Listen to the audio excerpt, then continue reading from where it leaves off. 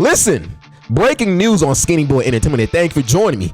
Apple is getting sued by the U.S. Oh, yes, you heard that right. Apple is getting sued by the United States. And listen, I've been waiting for this day, right? Because everyone, oh, Apple is so amazing. They're great. They're fantastic. Their technology is just it's out of this world. First of all, half of the things in Apple, Samsung, you incorporated it from Samsung. Your screen from Samsung. But whatever. You know how many girls have rejected me because I had an Android? 3. And to all those women who rejected me, I hope you find a better place in life. Because first of all, I would understand if Apple was actually better than the rest of many phone companies out there, but you're not even close. Every single year you do minute changes, and then your price jacks up to $600 or $15 or $14 or $1,200, and then you justify, oh, this new text messaging way, oh, the new video call, oh, you're ass. You're not even that good, bro. And people are starting to wake up and smell the coffee. People are waking up and they're smelling the goodness of the industry of different companies. You know, companies who actually try something new. They're ready to go out there. But let me not rant all day.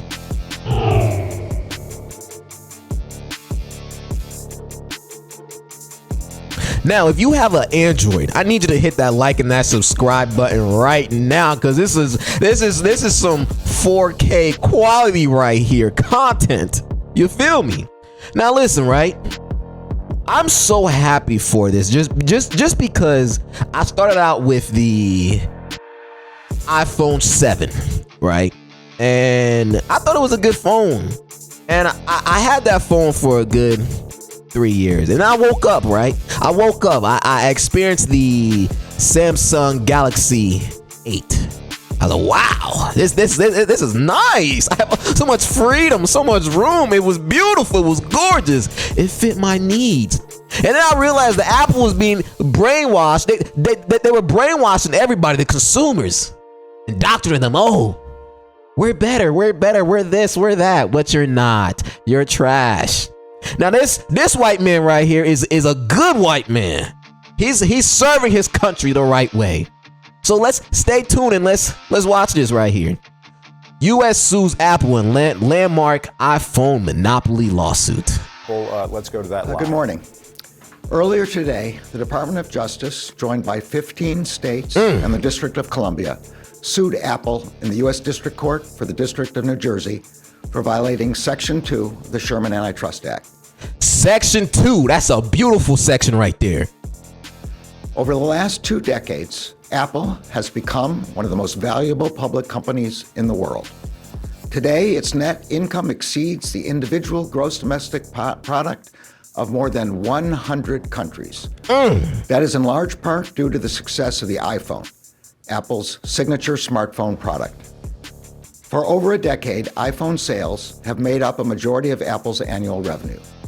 Today, Apple's share of the U.S. performance smartphone market exceeds 70%. 70 damn percent. Hey, it's like, of course you're going to become a huge company when you don't allow any other company to work with you. If I'm trying to send a picture to an iPhone person, they're like, bro, what's wrong with the picture? Oh, it's blurry. It's bro, stop playing me. Stop playing me, because I know my phone got one of the best cameras in the world. You better stop playing me. And they do that on purpose. Let's actually play the clip and let me shut up. And its share of the entire U.S. smartphone market exceeds 65%. Apple charges as much as nearly $1,600 for an iPhone. But as our complaint alleges, Apple has maintained monopoly power in the smartphone market not simply by staying ahead of the competition on the merits, but by violating federal antitrust law. Violating federal antitrust laws. We can't trust you, Apple. Remember when y'all was slowing down to his phone to force him to upgrade? Scandalous. Consumers should not have to pay higher prices because companies break the law. We allege that Apple has employed a strategy that relies on exclusionary, anti-competitive conduct that hurts both consumers and developers. Yes. For consumers, that has meant fewer choices, higher prices and fees, lower quality smartphones, apps, and accessories, and less innovation from Apple and its competitors. Less innovation. Come on. We Android lovers have been trying to tell you guys don't come up with nothing new, but you want to charge prices up to us. What is wrong with you guys? We got the folding phones. We got the S Pen. We got the 100 times zoom. How dare you guys even try to compete with us? You can't be trusted. You can't be trusted. For developers, that has meant being forced to play by rules that insulate Apple from competition. Correct. And as outlined in our complaint, we allege that Apple has consolidated its monopoly power, not by making its own products better, but by making other products worse. That's a bar. That is a bar. I believe this man should be a rapper because he's killing it. Continue, Mr. Good White Man. Apple carries out its exclusionary anti-competitive conduct in two principal ways. First, Apple imposes contractual restrictions and fees that limit the features and functionality that developers can offer iPhone users. Second, Apple selectively restricts access to the points of connection between third-party apps and the iPhone's operating system. Always restricting access, man. What's up with that, Apple? If you're gonna become the greatest, allow everyone. You guys aren't great because you come up with innovation. You're great because you hindered the rest of the world to connect to your product. Come on, man. Degrading the functionality of non-Apple apps and accessories. As a result, for most of the past 15 years, Apple has collected a tax in the form of a 30% commission on the price of any app downloaded from the App Store, as well as on in-app purchases. Apple is able to command these fees from companies of all sizes. Apple has also suppressed the emergence of programs like cloud streaming apps, including gaming apps, as well as super apps that could reduce user dependence on Apple's own operating system and expensive hardware. Listen, Americans, they put you in their ecosystem, right? And they make you only use their products. Come on. But you still want to go out there, buy the new iPhone every single year. Minute changes, and they call it innovation. And they be lying. We are the first one to ever do this. Cap, always capping. Y'all scam artists. But you ain't gonna scam good old Android lovers because we know we have that freedom. We're open. We can do things like that. We're not like you guys. Can't trust. Can't trust you guys. How many times have there been so many complaints? And then you want to charge 30% a tax on in-app fees? Come on.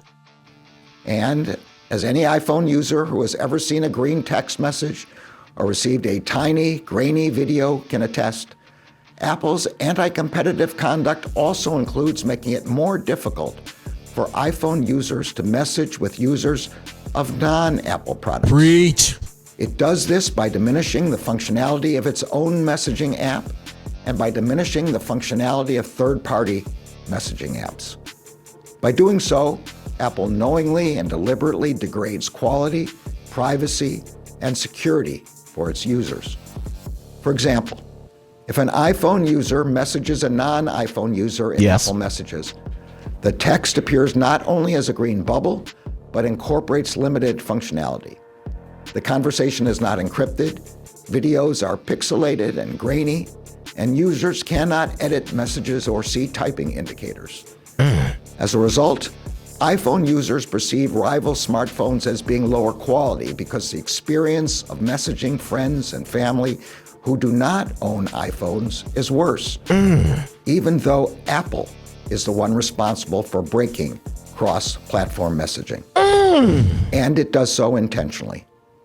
For example, in 2013, a senior executive at Apple explained that supporting cross-platform messaging in Apple Messages, quote, would simply serve to remove an obstacle to iPhone families giving their kids Android phones, close quote. In 2022, Apple's CEO was asked whether Apple would fix iPhone to Android messaging.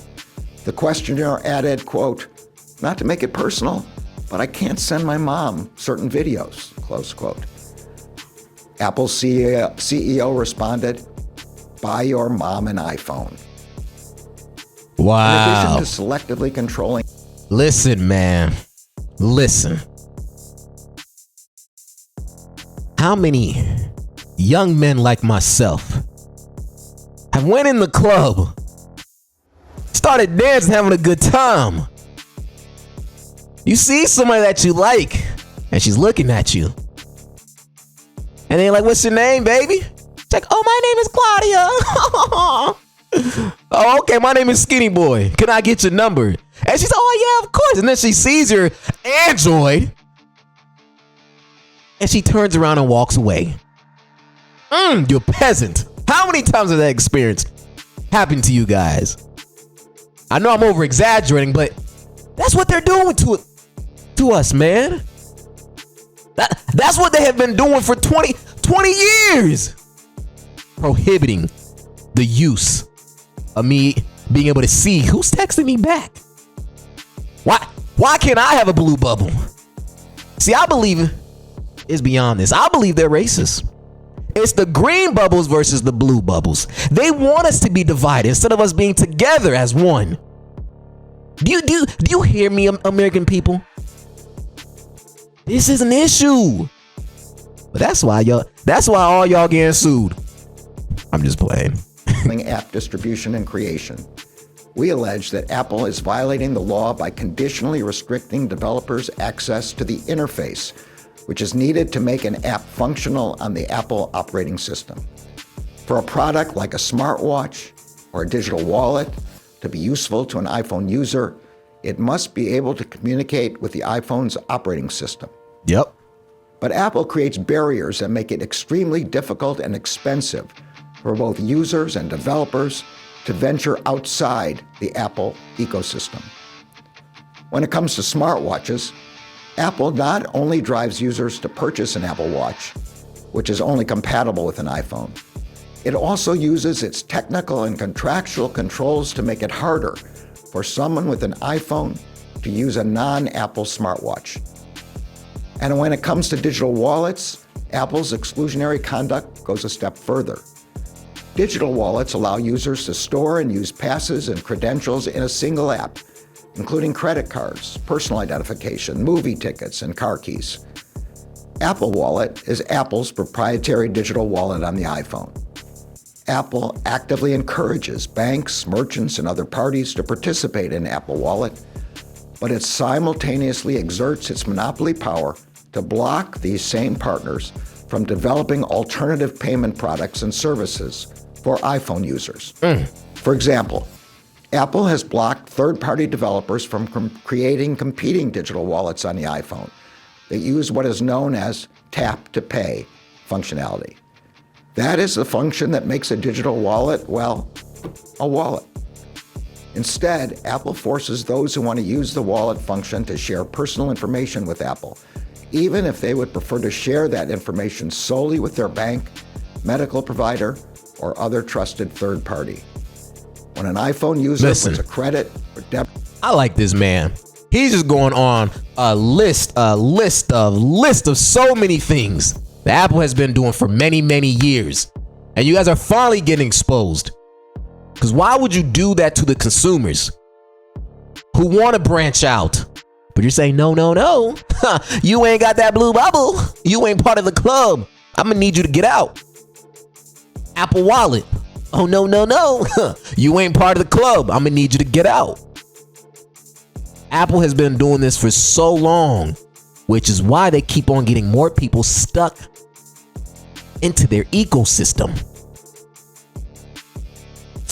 Listen, all my Android lovers, I hope this goes far. I really hope Apple changes his way for the better, for tech. You feel me?